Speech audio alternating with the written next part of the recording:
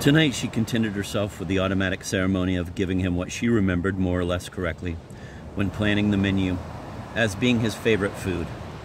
Zelyonya shchi, a velvety green sorrel and spinach soup, containing slippery hard-boiled eggs and served with finger-burning, irresistibly soft meat-filled or carrot-filled or cabbage-filled piroshki, thus pronounced, thus celebrated here forever and ever. After that, she had decided there would be bread-crumbed sander, sudak, with boiled potatoes, hazel hen, ryabchiki, and that special asparagus, bezukanka, which does not produce Proust's after effect, as cookbooks say. Marina, murmured Demon at the close of the first course. Marina, he repeated louder. Far from me, a locution he favored. To criticize Dan's taste in white wines or the manners de vos domestiques. You know me, I'm above all that rot, I'm gesture. But my dear, he continued, switching to Russian, the chelovek who brought me the piroshki, the new man, the plumpish one with the eyes, glazami. Everybody has eyes, remarked Marina dryly. Well, his look as if they were about to octopus the food he serves. But that's not the point. He pants, Marina.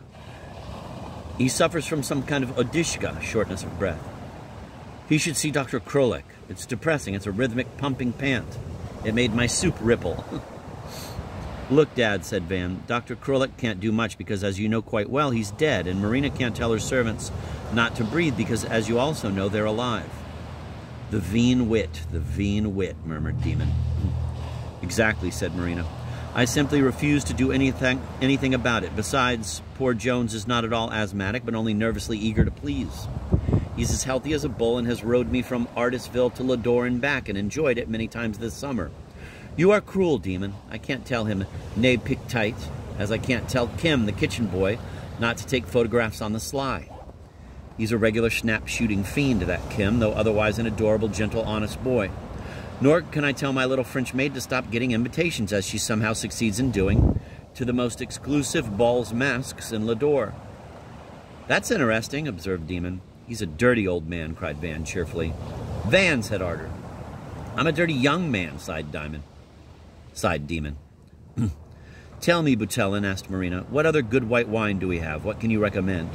The butler smiled and whispered a fabulous name. Yes, oh yes, said Demon. Oh, my dear, you should not think up dinners all by yourself. Now, about rowing. You mentioned rowing.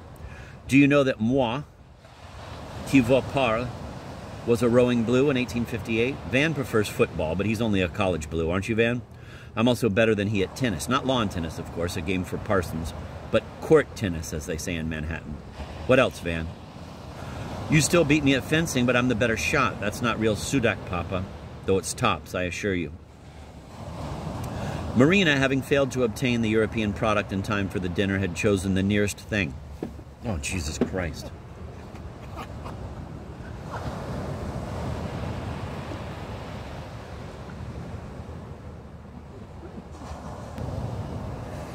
Marina, having failed to obtain the European product in time for the dinner, had chosen the nearest thing, wall-eyed pike or dory with tartar sauce and boiled young potatoes. Ah, said Demon, tasting Lord Byron's hock. This redeems Our Lady's tears. I was telling Van a moment ago, he continued, raising his voice. He labored under the delusion that Marina had grown rather deaf. About your husband. My dear, he overdoes the juniper vodka stuff. He's getting, in fact, a mite fuzzy and odd.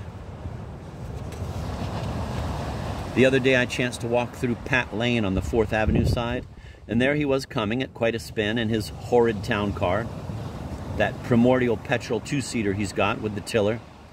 Well, he saw me from quite a distance and waved, and the whole contraption began to shake down and finally stopped half a block away.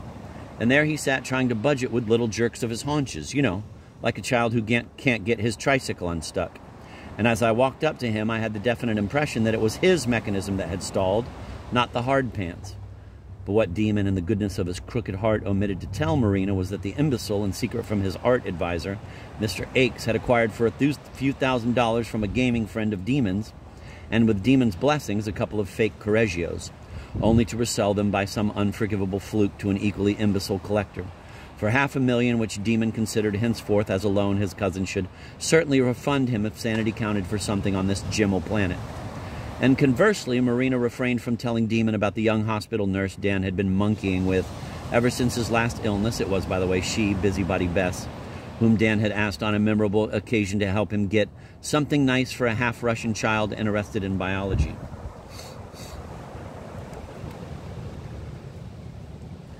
Vous me comblez, said Demon in reference to the Burgundy. Though, Pravda, my maternal grandfather, would have left the table rather than see me drinking red wine instead of champagne with Guélenot. Superb, my dear, blowing a kiss through the vista of flame and silver. The roast hazel hen, or rather its New World representative locally called mountain grouse, was accompanied by preserved lingonberries, locally called mountain cranberries. An especially succulent morsel of one of those brown little fowls yielded a globule of birdshot between Demon's red tongue and strong canine. Lefebvre de Diane, he remarked, placing it carefully on the edge of his plate. How is the car situation, Van? Vague. I ordered a Rosalie like yours, but it won't be delivered before Christmas. I tried to find a Silentium with a sidecar and could not, because of the war, though what connection exists between wars and motorcycles is a mystery. But we manage, Arder and I, we manage. We ride, we bike, we even jicker. I wonder, said Sly Demon, why I'm reminded all at once of our great Canadian's lovely lines about blushing Irene. Le fou c'est délicat de la virginité, qui something sur son front. All right, you can ship mine to England, provided... By the way, Demon, interrupted Marina, where and how can I obtain the kind of old roomy limousine with an old professional chauffeur that Praskovia, for instance, has had for years? Impossible, my dear. They are all in heaven or on Terra. But what would Arder like? What would my silent love like for her birthday? It's next Saturday. Po rasciatu po muno, by my reckoning, isn't it? Un riviere di diamants? Protest you, cried Marina. Yes, I'm speaking seriosno. I object to your giving her kvagka sezva. Quoique ce soit. Dan and I will take care of all that. Besides, you'll forget, said Arder, laughing, and very deftly showed the tip of her tongue to Van, who had been on the lookout for her conditional reaction to diamonds. Van asked, provided what? Provided you don't have one waiting already for you in George's garage. Ranta Road. Arda, you'll be jickering alone soon, he continued. I'm going to have Mascadagama round out his vacation in Paris. Qui something sur son front, in accuse la bouteille.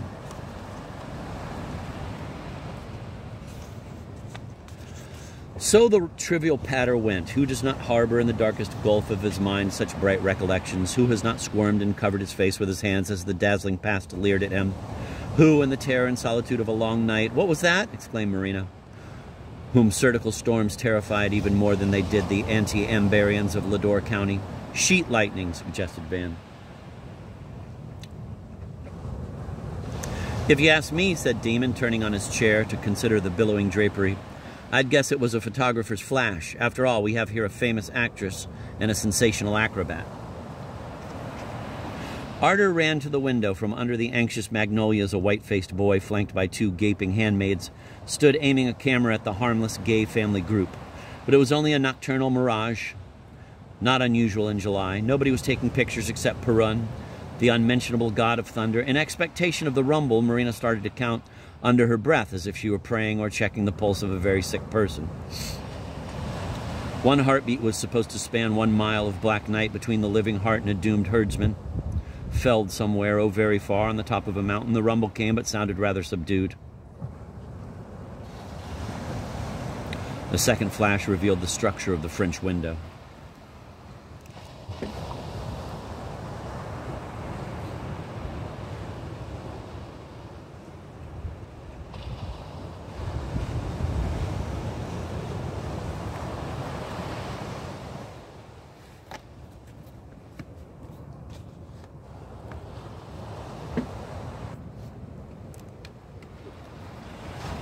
Arder returned to her seat. Van picked up her napkin from under her chair, and in the course of his brief plunge and ascent, brushed the side of her knee with his temple.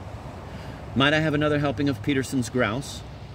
Tetrastes bonesia windriverensis, asked Ader loftily.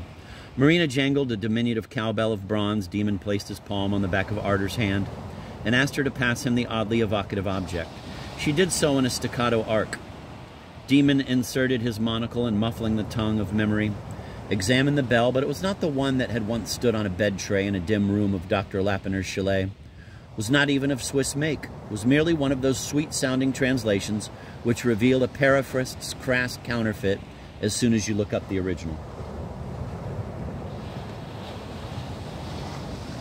Alas, the bird had not survived the honor one had made to it, and after a brief consultation with Butelin, a somewhat incongruous but highly palatable bit of saucisson d'Arles added itself to the young lady's fare of asperges in branches that everybody was now enjoying. It also awed one to see the pleasure with which she and Demon distorted their shiny lip mouths in exactly the same way to introduce orally from some heavenly height the voluptuous ally of the prim lily of the valley, holding the shaft with an identical bunching of the fingers, not unlike the reformed sign of the cross, for protesting against which, a ridiculous little schism measuring an inch or so from thumb to index, so many Russians had been burnt by other Russians only 2 centuries earlier on the banks of the Great Lake of Slaves. Van remembered that his tutor's great friend, the learned but prudish Semyon Afanasyevich Vengerov, then a young associate professor but already a celebrated Pushkinist, 1855 to 1954, used to say that the only vulgar passage in his author's work was the cannibal joy of young gourmets tearing plump and live oysters out of their cloisters, and an unfinished canto of Evgeny Onegin. But then everyone has his own taste, as the British writer Richard Leonard Churchill mistranslates a trite French phrase, chacun en son goût. Twice in the course of his novel about a certain Crimean Khan, once popular with reporters and politicians, a great good man, according, of course, to the caddish and prejudiced Guillaume Montparnasse, about whose new celebrity ardor, while dipping the reversed Corolla of one hand in a bowl, was now telling Demon, who was performing the same rite in the same graceful fashion,